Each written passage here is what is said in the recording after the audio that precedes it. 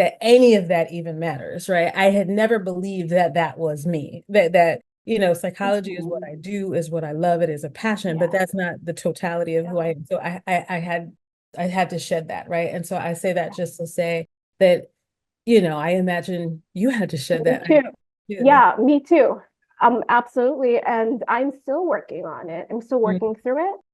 And there's different, we could talk about this on different layers, because I do think identity is also protective, mhm, especially as a woman, especially as a Black woman, mhm. to be known as knowledgeable, smart. Welcome to Radical Remembering with psychologist Dr. Norissa Williams. This is a weekly conversation where we explore ways we've internalized oppression and consider what it really means to live liberated. Each episode would leave you with intimate knowledge of the liberation process, sprinkle a little healing magic, and leave you with wisdom for your journey. As you get settled in for today's episode, please make sure to like and subscribe. And if you've liked what you heard at the end, please share. Welcome to another episode of Radical Remembering. We have Stacyann Forrester here with us. Welcome, Stacyann. Hi, Dr. Norissa. Good to be here. Thank you. So do you mind sharing? I know you have such a diverse background, and I know that you are an astrologer right now. Would you mind sharing a little bit about yourself? Yeah, so I was trained as a scientist, a biomedical scientist. So that's what I have my master's in. I also studied nutritional sciences, and I spent most of my working career in global health and international development. And that's where I thought I would be for the rest of my career. But life happens, and astrology, I rediscovered my connection to astrology because I've always had a connection with it, but never thought it would be a career. Uh-huh. So, yeah. Yeah. So one of the reasons why I invited you on, well, one, I think we can go down many avenues. I love astrology.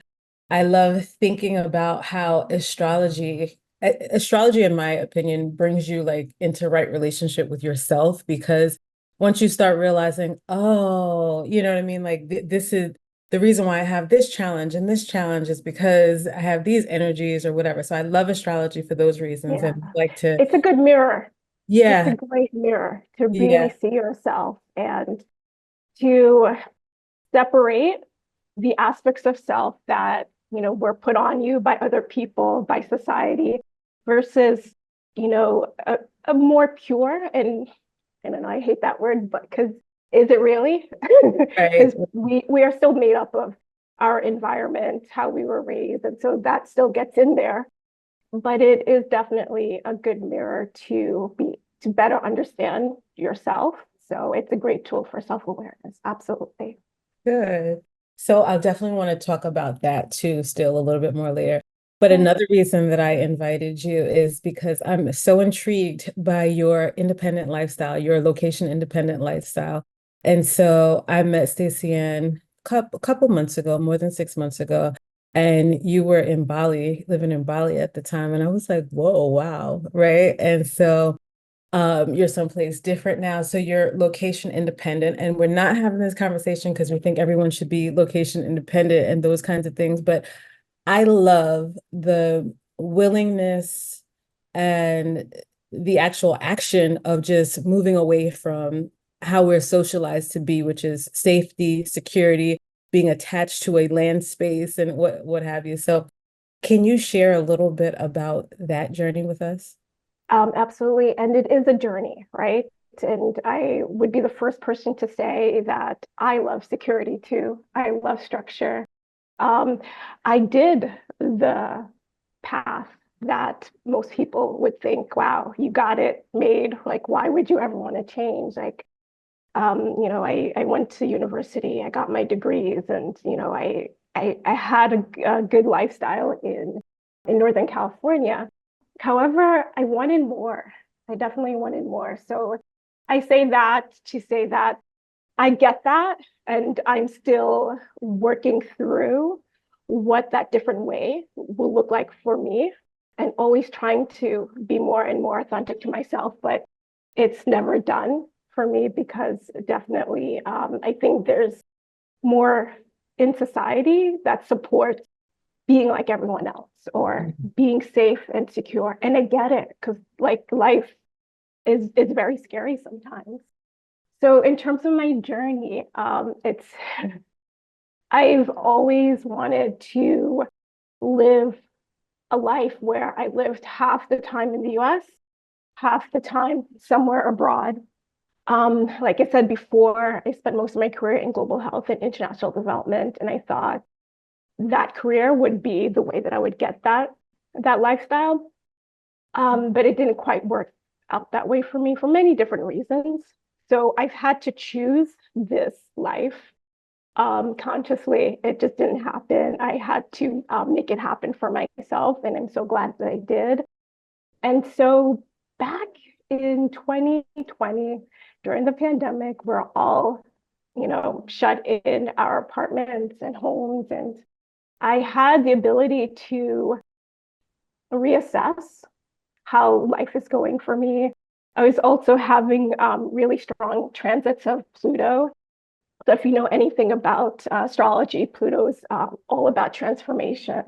And it's a once in a lifetime transit to my sun, and anyone who has sun in Capricorn like I do have been going through that. And so look, life was telling me something major has to change. And there are other transits too that are happening in my chart that also indicated, yeah, something big has to change here for you. And astrology just helps you understand what that is so you could have information to make those choices instead of letting life just kind of happen. So 2020, I was able to connect with various different communities that are like expats, mostly Westerners living abroad, or digital nomads, people who are working and traveling. And I saw what they were doing, and it was like, okay, this is possible. There are people doing it, and there are people doing it in like the scariest moment in recent global history, right? So it was very inspiring to see that happening. And I just educated myself about what they were doing and how, and made a decision that it was something that I wanted to actually do. And I made a plan to do it. But it wasn't until March 2022 that I actually did it. So I've been traveling now for 2 years and working.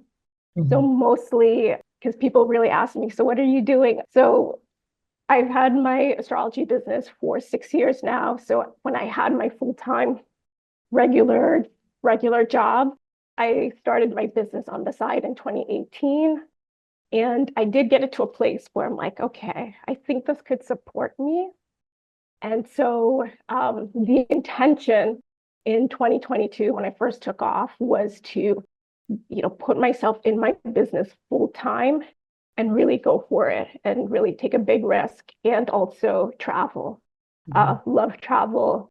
I've never gotten to do travel quite in this way, but I have lived abroad before. I lived abroad in Quito, Ecuador in 2009, 2010. So I knew it was something that I could do. I always say travel is like the easy part for me. Now, my big learnings come through my business and developing my business. And, we all have the things in our life that is challenging, and being aware of like what that is for you is a great way to engage it. So that's my journey so far. And now I'm in Istanbul, Turkey. Oh, wow. Wow. Nice, nice, nice. I love it. So many questions. Okay. So when you had this first inspiration, right? So you're seeing the digital nomads, or whatever, you had this first inspiration. There were still is your family in Northern California? Like, did you have like your family base there, or were they elsewhere? No, and that's also a big piece of why it was an easier choice for me and my personality. My family, they're based in New York, Long Island. That's where Oh, I okay. grew up. Oh, me too, me And too. I've lived in California and then Washington, D.C. area. So I've always lived away from my family. And Okay. so I don't have that kind of familial structure where like I would feel really sad if, Yeah. I didn't see my family every day. I know that's an issue for a lot of people, but it wasn't for me, And because I just tend to yeah. live away from that family of origin. Were you born in the US? No, I'm Jamaican. Okay, I thought so too. And because I Yeah. think that has something to do with it too, in terms of when I studied abroad when I was like in undergrad, it was it was radical in the sense that I didn't have an example when I studied in Ghana, right? It was radical Mhm. in the sense that I didn't have an example. No one else I knew was doing this in their undergraduate Right. program, or, I saw a poster on a board and I followed it. But I do know what lent itself to me was the fact that very few of my family from Trinidad was right here in the US, right? And Yeah. so there was this, Mm. this ability to be like we've been disconnected, and so this ability to Right. go and come that lent itself to me as well.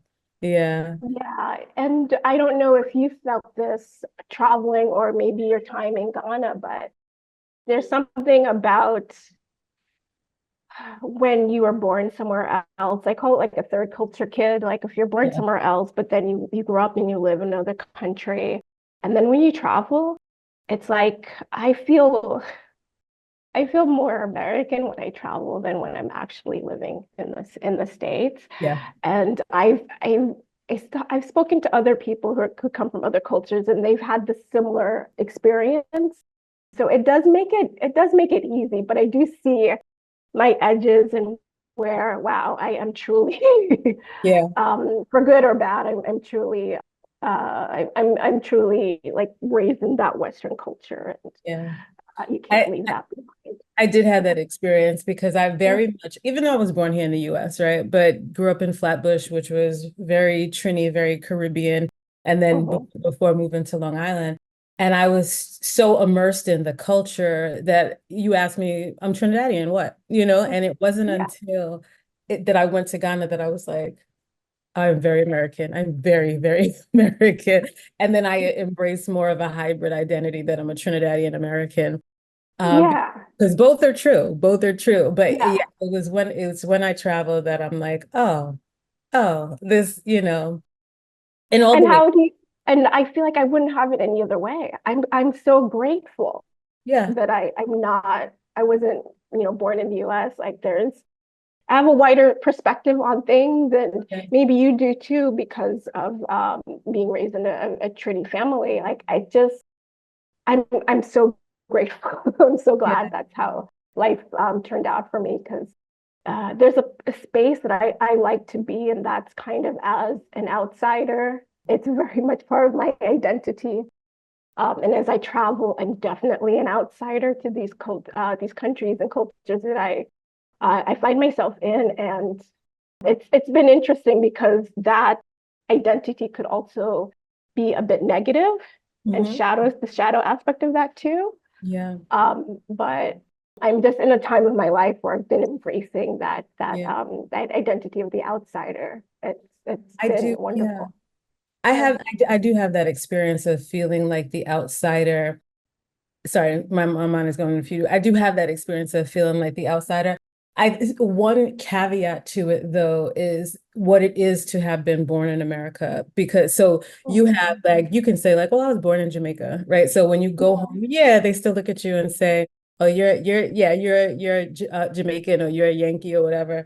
But Yeah. Yeah. you were born there, so I am Jamaican, right? So, but Yeah. there is something that happens when you are born here outside of your culture, like you're really dismissed as like you're American. Mm. Even Mm. even even my grandma, my not my grandmother, my mother Mm. definitely looks at me and my sister like y'all are American. And I'm like, how could I be like, how could I ever be fully any one thing when I was very much like Mm. my first music was so good. My first, you know what I mean? All those Yeah. kinds of things. Yeah. So my relationship with being an outsider, yes, it's something that I embrace because it has helped me to develop a critical lens through which I Mm. experience the world. And that, like as you're saying, for better or for worse, right? So I can see things Yeah. in a different ways, having been from the outside. My personality as an introvert lends itself to that as well.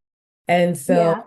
so that the shadow aspect of that has been, and it, I'm trying to think, is it over? I think I'm still working through it in certain aspects of my life, but Yeah. Right. of Yeah. just being totally okay, like particularly with my relationship with my ancestors.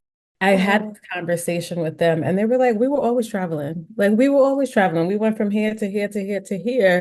And that experience has always been our way. You know what I mean? And so, right? And so Yeah. that what am I trying to say? Yet and still, like doing that root chakra kind of work for myself to feel more grounded helps me feel. I'm not saying Mhm. anything really meaningful right now, but what No, I'm trying to say. you so are, and I'm trying my best not to, because when I get excited, I interrupt, and so I'm holding myself back, because I want you to finish your sentence and your thought. But what sparked in me was around, like I know, like in my bones, that there was someone like me in my ancestry. I Yeah, don't know their name. yeah. I can't ask my mom or dad about, because like they don't know. Like, If you enjoy listening to Radical Remembering and would love to get the season drop before everyone else, if you want exclusive invites to live and virtual events and could benefit from daily liberation inspiration like affirmations, thought provoking questions, and daily guidance, then download our free app Living Liberated in the App Store or on Google Play. You can also find the link below in the description box. but it's like I know I'm not the first, Yeah, but it is a bit lonely when you kind yeah, of like look around at, like, your family that is currently around, and I know it was somewhere back in the line, or maybe even more recent. It's just I don't have the connection that you have yet, but that's part of what I hope to yeah. reclaim in the future, like that connection with the person that was like me Yes, and like yes, totally gets what I'm doing. yeah, Because my family does not yeah. get, like, when Imagine. you immigrate to a different country, you're leaving for a reason. And so to leave the state, even like I'm not leaving permanently or anything, but Right. still, I think it's still like, why would you want to do that? Yeah, But yeah, but I know that there was someone like me, yeah, and they're somewhere around, but I can't really. yeah. You know what I found out somewhere in the last 5 years or so. So I have a great, I don't know how many greats grandmother, right? And so even in my recent ancestry, there has been movement, right? In the sense that there was a lot of people in Grenada that and on both of my sides, lineages, maternal and paternal, that ended up in Trinidad, right? And some there were some people in my lineage also who were in America, fought in the War of 1812, and when they got their independence, they went to Trinidad, right? There were also people, but there's this one particular grandmother that I think of when I'm hearing you saying that there's this one. She went to Grenada as a dancer, so she wasn't even enslaved. She went by choice to be as a dancer. The other part of that is still like, oh, but you were still dancing for Europeans, ill, right? But she Yeah. went by choice to come, you know what I mean? And she Mhm. was in oh my God, why am I forgetting the name of the island off of Grenada right now? Starts with a C. Whatever. So Cuba? she not Cuba, carrot, not carrot. Wait, hold on. I don't know why it's escaping me. Carico, but it's not Carico. It's like It's not the Carico. French It's not Carico. Seychelles. Maybe it's Caracou, I think. I don't know. So y'all, whoever's listening, It's French. yeah, yeah. French, So yeah. yeah, it's not that big Carico, island, yeah. but it's the small one off of Grenada. And so she was there, Mhm. and she was a dancer. And from there, when, across some generations, they ended up moving in Grenada, right? So even that, right? So to pick up and to say, I want to Yeah. go and dance. So we don't know our histories. A lot is not carried Yeah. over. I'm glad that one was carried over. I mean, I don't, it's my Yeah. father's side and I don't know them as well. Yeah. Somehow it got to me and I value that story and that grandmother. And the stories are important. Yeah. It's important. Just connecting to the thread around the identity of being the outsider, but the outsider that also wants to belong, and Yeah. belonging is important, and That's the community word, is belonging. still super important to me, even though I am very independent. I want to serve a community in that sense too. So having those stories, be okay, like this creates a belonging. Like, oh yeah, you too fit here, even if there aren't any recent examples of Right. your kind of story. Right. Um, so yeah, like that's amazing that you do have that. And the key word that you said there was choice. Yeah. Choice. Yeah. And I think a lot of times our stories, and not just as Black people, but other people's, like usually you're leaving a place maybe because of war or poverty. Mhm. Like you're Right. leaving something horrific, right? But to move to like to leave for a choice or something positive, Yeah. I think it's those stories we like I want to reconnect to, Yeah. that it doesn't always have to be because of something negative or bad Yeah. happen. So you're choosing to go somewhere else or leave, or so yeah, that Yeah. the positivity around, yeah, it's just a choice. And Yeah. like any other choice, you could stay. It's still a choice, and that's Right. okay too. Right. Yeah, yeah. So, so how do you fulfill, are you traveling solo or are you traveling with someone? Solo. Solo. How do you feel your community needs or your social needs? You just make friends or like, what do you do? Yeah. So that is a big piece of my travel experience, having to focus on that a lot more. You take it for granted when you go to work every day, at a job with people that's a community, or you have family. So I do have to work harder because I am a solo traveler to make new friends everywhere I show up to. What's been helpful recently is I joined co-working spaces, Okay. and usually there's a local community around those co-working spaces. Like Nice. this morning, I went to work at a place called Impact Hub, and they're a global co-working space and really connected to whatever city they're in, the business development that impacts, for good social mission-driven businesses. And so I went there this morning and I connected to some local people. Or there's a lot of, I tend to stick to big cities if I can. Mhm. It's just a little bit easier. I think in my experience, beach towns or smaller towns tend to be quieter, not a lot going for it. So it's a harder to, especially if you don't know the language, to connect.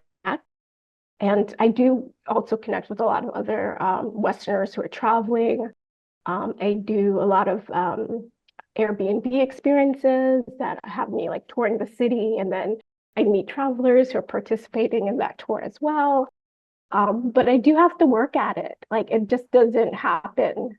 And so that's like 50% of the work is like me Mhm. making connections wherever I go, and Interesting. doing my best to stay connected to the people that I've previously connected with. And that's another thing that's also it's challenging. It's Yeah. it's not it's not easy, but I enjoy it. I enjoy every new opportunity to be around someone who's new and different and unlike me.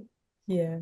I Yeah. love it. Because you don't strike me as like an extrovert, someone who's just like out Oh there. no, Okay, no. so if I'm you I'm very introverted. okay. Yeah. But I would say that I like people. That's what I have to say this, because I found out within the last like 3 years that some people think introversion means you hate people, Right, which was right. never something I thought, but it kept happening over and over where people would say like, oh, I'm introverted, but I like people. I'm like, oh, maybe I need to start saying that too, because Right. I do. It's just I also like it's a scientist in me that likes to observe culture and people and communication. And so there's a lot of like thinking about my experiences, and that makes me a little bit more internal.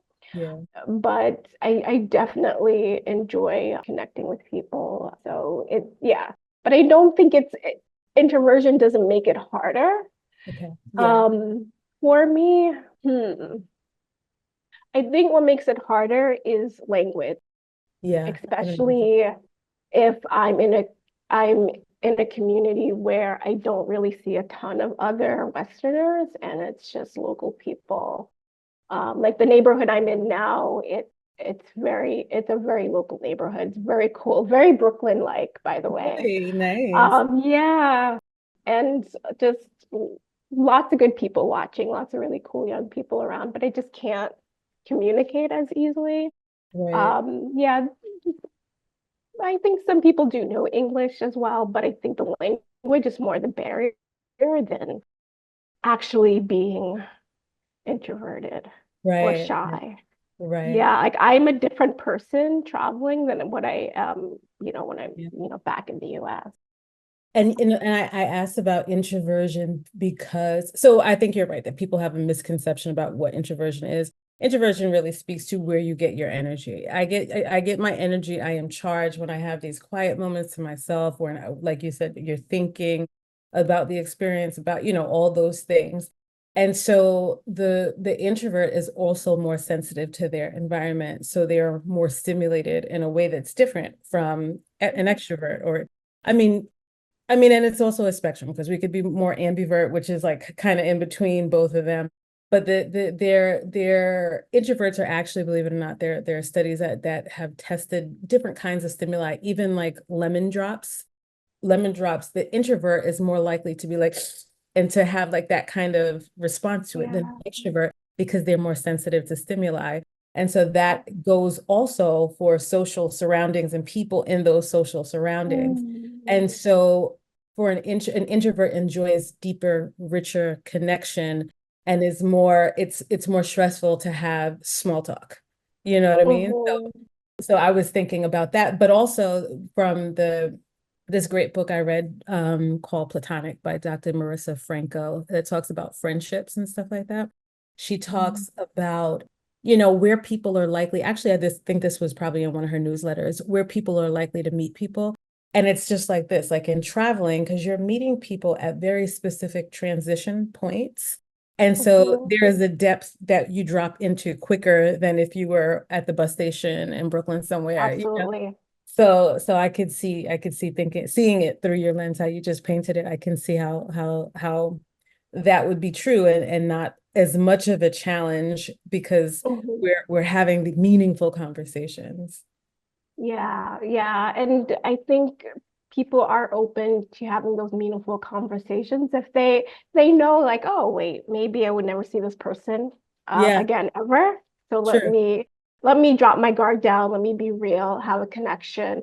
And people are looking for that because then, it just I don't like when I feel connected to a place, it's not because of like any monument I see or like the sites or I probably lead the most boring travel lifestyle because my thing is just about the people and Yeah, having the small talk and it's like it's not about all the things that you could do. Like I've been in some places where I tell people like you probably on your 5-day vacation will probably see more than I did because of like, I'm balancing work as well. yeah, But also, I just never that kind of person, that kind of traveler. Like, yeah. I'll do a few things, a few excursions, but I'm just like, what what if I was born here in this country, in this city? How like, and it's not 100%, but I try to have like a normal experience as possible. So I just like the day-to-day, just Yeah. the easy, going to a cafe, Yeah. like going grocery shop, like just very boring. So how do you choose? By the way, my husband and I like to travel like that. We get rental cars, we drive, as opposed to doing, Uh-huh. there's some things we'll do with a tour, right? And Yeah, yeah. I probably wouldn't get a rental car if it was just me, but because it's the both of us and sometimes the kids too, that we would get a car. But how do you choose where you're going? Are you mapping this out well in advance, or are you like, you got this notion like, you know what, it's time, and then you get ready to move on? So it started off that way, maybe my first year, just to like, I'm a planner. I spent most of my other career more of like a project manager. So just planning things, managing. So I did that for maybe my first year. Like I knew it's going to start off in Mexico. I know it's going to go to Colombia and then Peru. But after that, it just kind of was like, where else is calling to me? It's a little bit looser now. So there's that.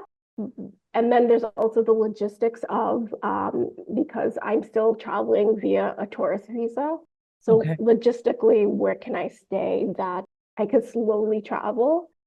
So like for Americans, the Schengen, like Europe and the Schengen zone is a bit harder because you only get, I say only, which is, sounds like a lot of time for some people, but you get 90 days. And so you have to kind of travel quickly and maybe you can't do as much because, you're trying to be within that limit. And so, it just, Liberation is 100% about being in right relationship with our power.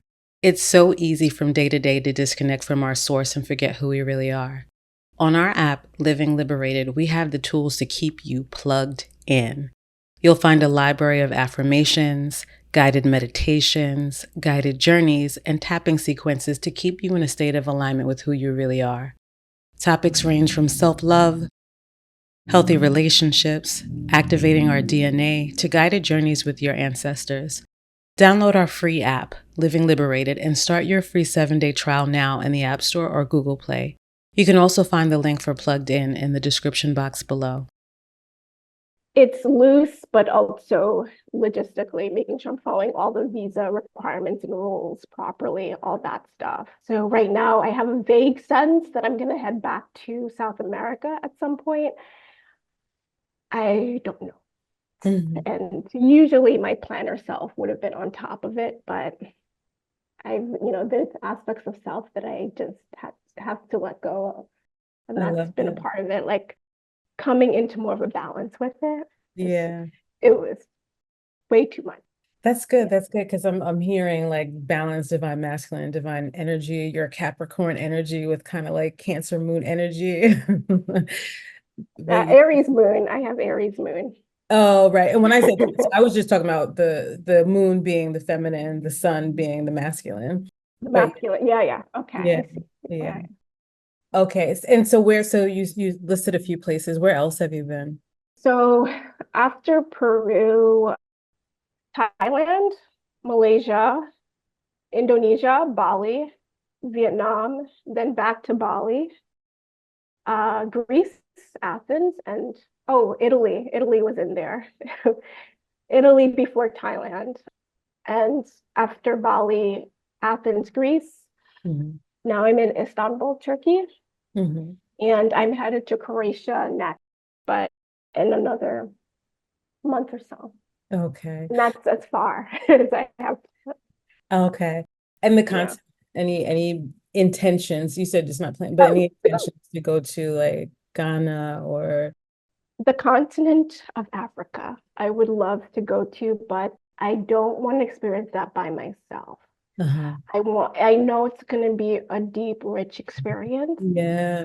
and I want to be doing it without having to work. I Yeah. want to allow more space and time for myself. Yeah. And so that's a different trip. And Uh-huh. I think you know why. Yeah. Yeah. So it's I it's there. I want to go to Nigeria, Ghana, and Egypt. Uh-huh. Those are the top three right now. I just don't want to be doing it while I'm also like balancing work. I want to have a Yeah, spaciousness around it. very wise. And I do think that is something that I would do as a group. Uh-huh. Like that is definitely an experience I would be like, okay, I don't think I want to do that by myself. Yeah. It's Yeah. it's funny on this side to witness what that contemplation did in you. You were like, like you got a more I don't know, I just heard an intentionality, a connection. You know what I mean? Like the way that if you had a friend that was more than just an associate and you wanted to be like so intentional about how you spent that time with that friend, I like hearing that. And I can there's so many reasons why Yeah. I can see the It's a value in doing it that way. it's a special place, and I don't want to have my first experience to be a bad one. Yeah, yeah. And I think it's so easy. Like, for example, Portugal. I went to Portugal. I backpacked around Europe after university, and Portugal was one of our stops. We spent like maybe a week. I hated it. I thought I was gonna love it. I hated it. I This heard was that. in two, this was in 2005, Mm, and it had nothing to do with Portugal itself. It was the experience that I had at that time with the people and my own approach to travel, or my own naiveness around, the history and a lot of other things to like, that was my first time. I was traveling with a friend, but still, it's like my first travel experience. And yeah, but it's still till this day, I'm like, if someone's like, let's go to Portugal, I just, it's because I had a bad experience. And like, I do think I owe Portugal another try. So again, it's nothing against the country, but I do think we can have positive and negative experiences, and then that shades the whole, yeah, for many years to come. So like, I want to like make sure that I treat it with a lot of intention, that I do have, and I'll have whatever experience I need to have, yes, but I also want it to be a positive one too. So it's not yeah. something that I'm just gonna do lightly, Good. I love just it. because I know that your first, it's it could ruin you for the Yeah. rest of like for decades. Yeah. Yeah, I can see that. So I loved my experience in Ghana studying abroad so much that it's like even when I went to Egypt, right? It was like, oh, this is nice. But Ghana, you know what I mean? Yeah. So- and I've been 4 times at this point. And I Mhm. wanted to go to Nigeria last summer, but it was just advised not to go at that time. Yeah, right. Yeah, but Nigeria, because a large part of my ancestry is Nigerian, Ghanaian too, but more Nigerian than Mine too. yeah. Uh, So I don't know, I felt the reverence for it and I love that you have that reverence for it. So now as we think about as I think about astrology, right? And think mm, about your passion. We just touched a little bit in the beginning on why you love yeah. astrology. Can I hear a little bit more about your this passion you have? I don't know if I mentioned when I first got introduced to astrology. So I was, 15 years old, and I was like feeling again like, how am I part of this family? I'm very quiet and sensitive, empathic, and I'm in like a lot of loud Jamaican, huge, like I have a huge extended family, and you probably know how that goes. And amazing people. I love my family, but I didn't feel connected. Mm-hmm. And I found an astrology book in my school's library, and it was like sun sign astrology, like the basic form of astrology. And because of my birthday's January 20th, it's, I didn't know what a cusp was or if it was a real thing, but back then it said I was an Aquarius. Mm-hmm. And it said all these, and that's the archetype of Aquarius too, not to feel like they belong. Mm-hmm. And so it just spoke to me, and I was like, I'm understood. How am I so understood? by this system, this Mhm. ancient system, and I just don't feel understood by the people that birthed me. And it was just it does something to your mind. It And does. It I does. was I was hooked. I was hooked I since can I that. even say too, just even hearing, Yeah, I mean, I'm an Aquarius moon, yeah, and you saying that and thinking about our conversation just earlier, I'm like, oh, right, that's why. So I'm just affirming that, like, how affirming yeah. it could be, because now even hearing Mhm. that just now in this moment, I'm like, oh, because I know much about Aquarius, but I never heard about that part about the not belonging or whatever. So it is so affirming. Sorry to interrupt though. Yeah, yeah, it's very much part of, because if part of their archetype too is to be a leadership in that new innovative way, to do things differently, to be the rebel, to cause change, Mhm. to be disruptive. And if you belong and everything's cozy and good, why would you disrupt that? Right. Right. And so it's like, oh, it all makes sense why Yeah. you would be born with a moon like that. Or for me, so it wasn't until I got my chart actually done. I was in my 20s until like I got my chart done. And I'm actually a Capricorn Okay. sun, 29 degrees of Capricorn, but I am Aquarius rising. So that Okay. archetype is still a really important piece of my natal chart. Mhm. So yeah, and by other things. I was probably Aquarius sun for most of that time period anyway, Mhm. because the planets keep moving. So so yeah, it just really spoke to me, and I didn't start to take actual lessons because I'm trained as an astrologer. Like I studied, and I didn't start that until after my Saturn return, my first Saturn return.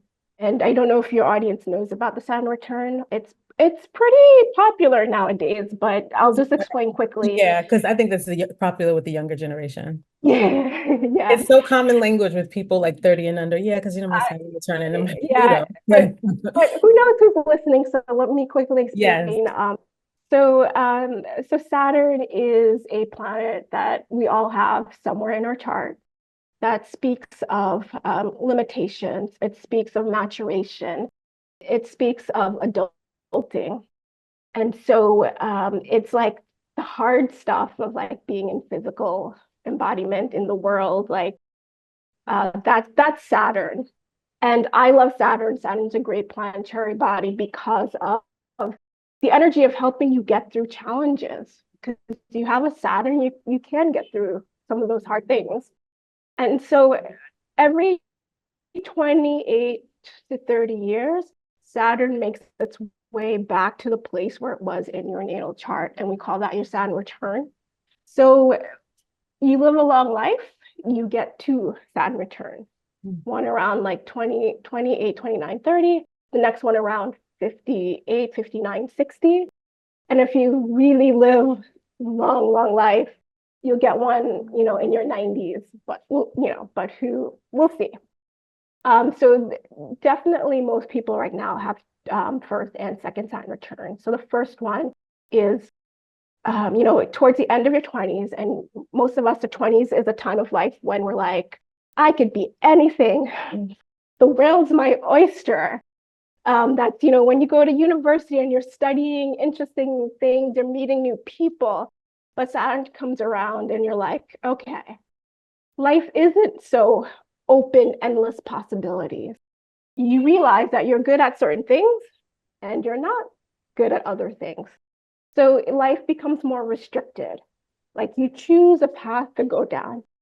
And one could say it's never too late, but if you wanted to be an Olympic gymnast, you kind of had to start training from when you're little, right? There's certain things where, yeah, you just either have talent in it or you don't.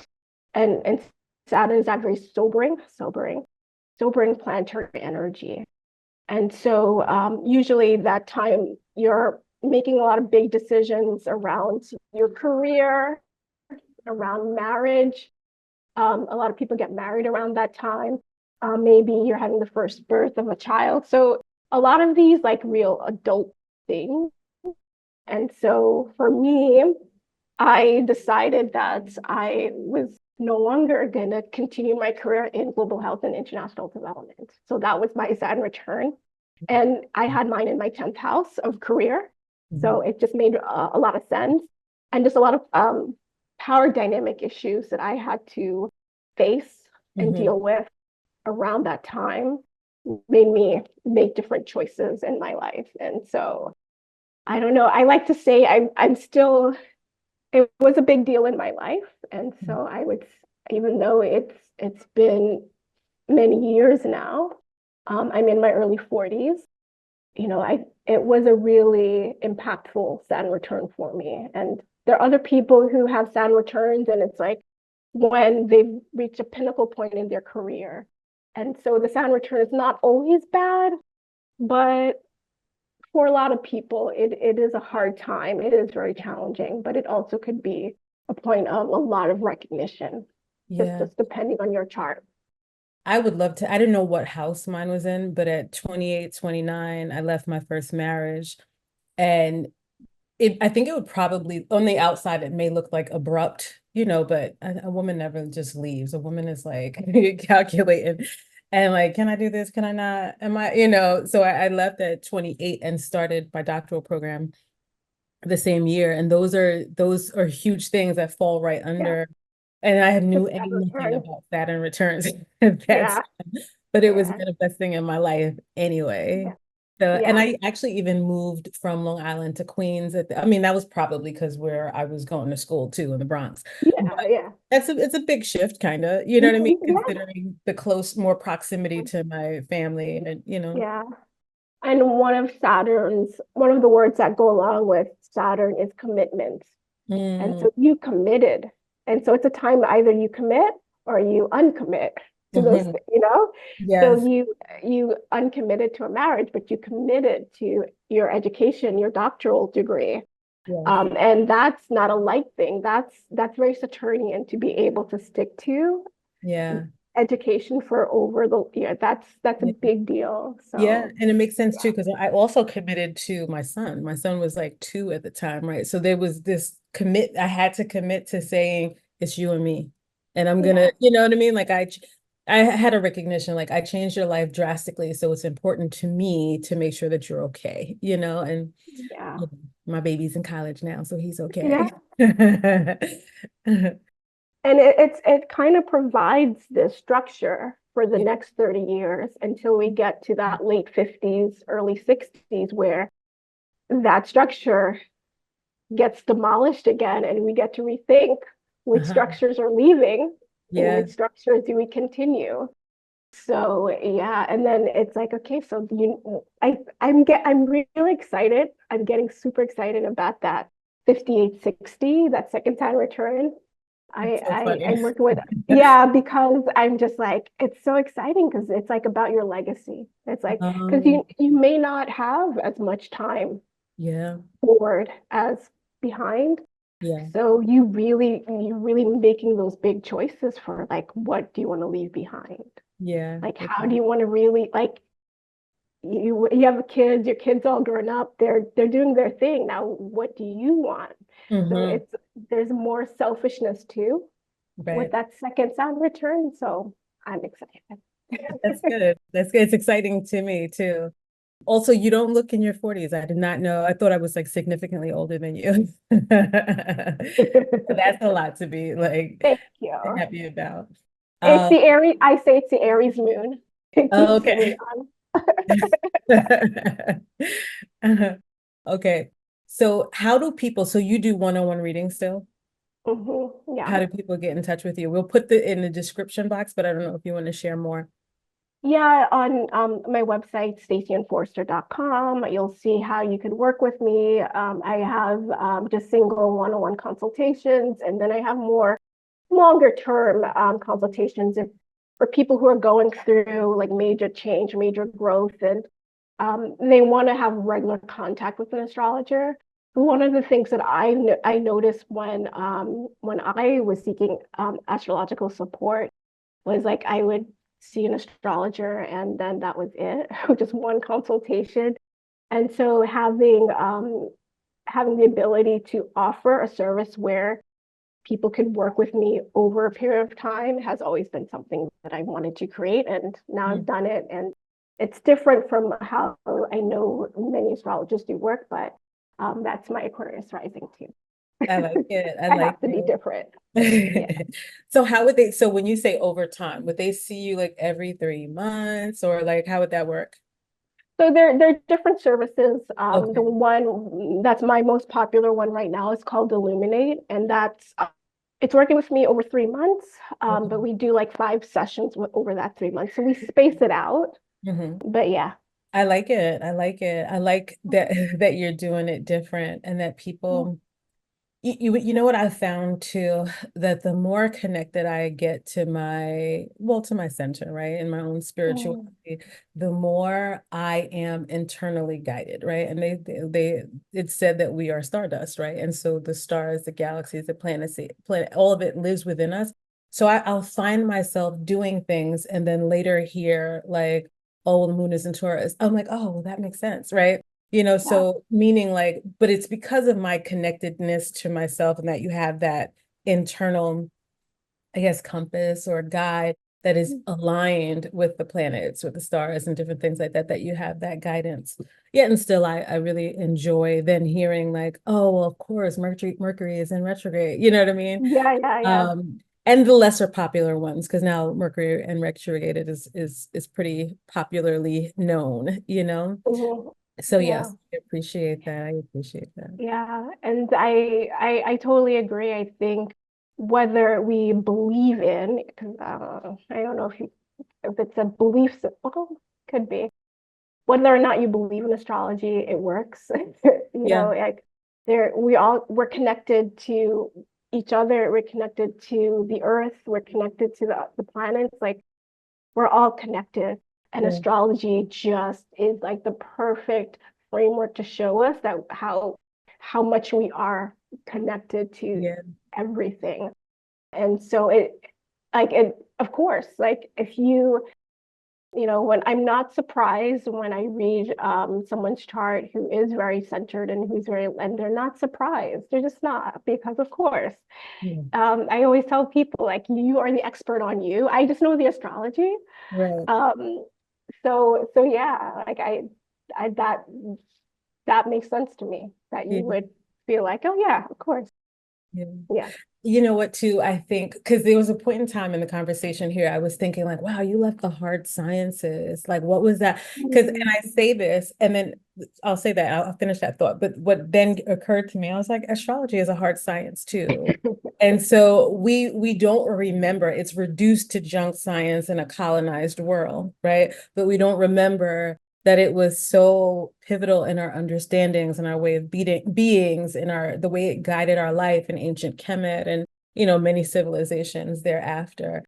So I want to praise what it is, because I know what it is to be like going to school in the sciences, trained in the sciences, and having those jobs, and how you're like enculturated into thinking evidence-based. Where's your proof? Where's your that? Where's your this? And Mhm. security and whatever. So I want to praise the fact that you were just like, okay, Yeah. I'm done with that, Yeah. because I know that becomes an Yeah. identity is what I'm also getting Right. at. And the Right. fact that you were able to shed that. So I know when I left academia, well, the irony is that I had always intended, but I was the first husband. He was in economics, and I was, social work, psychology, Yeah. and he was Ghanaian. And so our intention was to go back to Ghana and do work throughout the continent, right, of Africa, right? And so when that didn't work, I was already in my first year. I got accepted into the program after the marriage ended.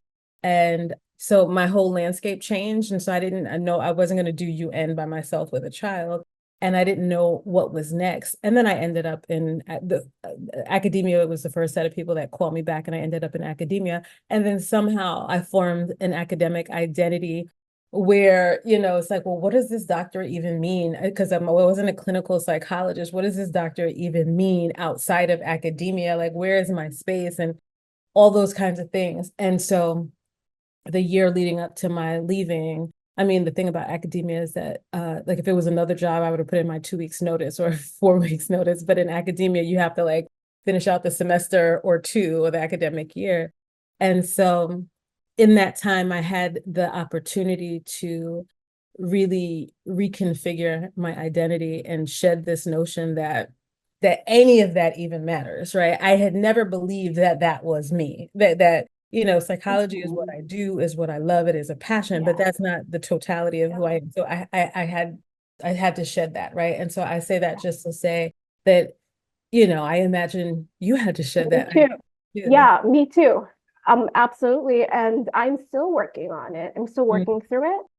And there's different, we could talk about this on different layers, because I do think identity is also protective, mhm, especially as a woman, especially as a Black woman, mhm. to be known as knowledgeable, smart. I went to an Ivy League university, like all of that stuff that Western culture says is important. Mhm, I had that, mhm. and to choose something from my heart that's more in alignment with my heart, and it's in something where it comes with a lot of projection, a lot of like people don't know what I do. Like honestly, like I sometimes like I like to tell people like I know astrology is popular, but it's like popular online. Yeah. I don't know if it's popular like in the real world. I Right. still like when I meet people, I tell them I'm an astrologer, and they're like, "What do you do?" Or you're an astronomer. Yeah, yeah. So so I'm always humbled Yeah, by that fact. Like, yeah, there's still it's still not prevalent for people to see someone like me in the real world. Like maybe they yeah, come across something online, but still like, oh, I didn't know that's a thing. yeah, Like so so yeah, it's a hard one. It's definitely a hard one when that identity did protect me a little bit from yeah, a lot of things in the US and probably traveling too. So to trust that I'm gonna do this thing anyway.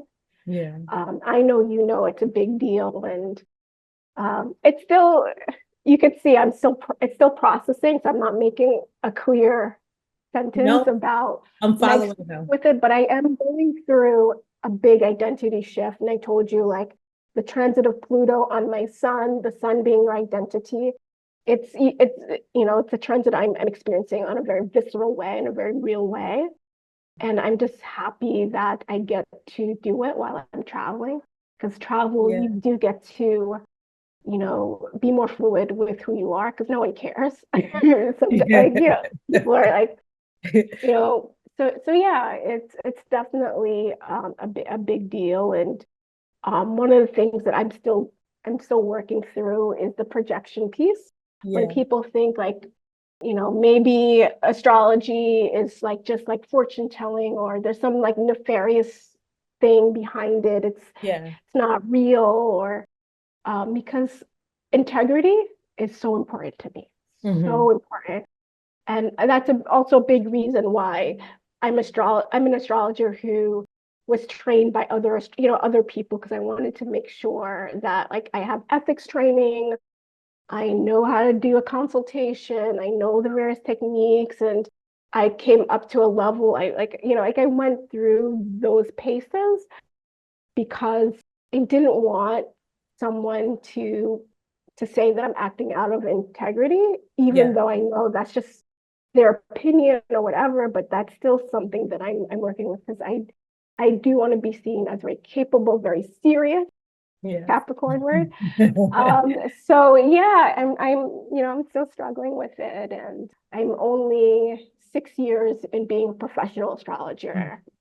So I have more time to go. I'm a Yeah. baby astrologer, Well, as I my love, I mean, the whole teacher would say. podcast is about liberation journeys, right? So I love to see that it's not one, it's not always neat. Like, oh no, I'm here, this container, here, this container, here. It's messy. Some ways I'm more liberated, Messy. some ways I'm still continuing to work on, or I mean, because I think you're still, even if you're having this thinking through and this shedding of that identity, to me, that is so praiseworthy for the simple fact that a lot of people are not even thinking about it. A lot of people are like, 9 to 5 is safe.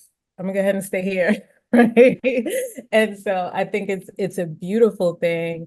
And it also just it really exemplifies for the audience that it's a journey. Like it's not like you just take it off one day and you don't have it. It's like, I have to keep recommitting and unlearning and relearning and Yeah. all those kinds of things to be able to be aligned with Yeah. your power in those ways and to, live liberated. Hmm. Yeah. Yeah. And just a constant recommitment to Yes. what you're standing for, what your intentions are. Absolutely. And I do think it gets easier. And but that middle, and it's kind of funny, but not funny. But this is basically what most of my clients are going through. They're Yeah. going through like those changes of like who they were and not yet seeing who they're becoming. And so Yeah. that middle piece, that's where I like to work because it's messy. That's where all the good stuff is too, Yeah. the juicy stuff. And that's also where you find your power.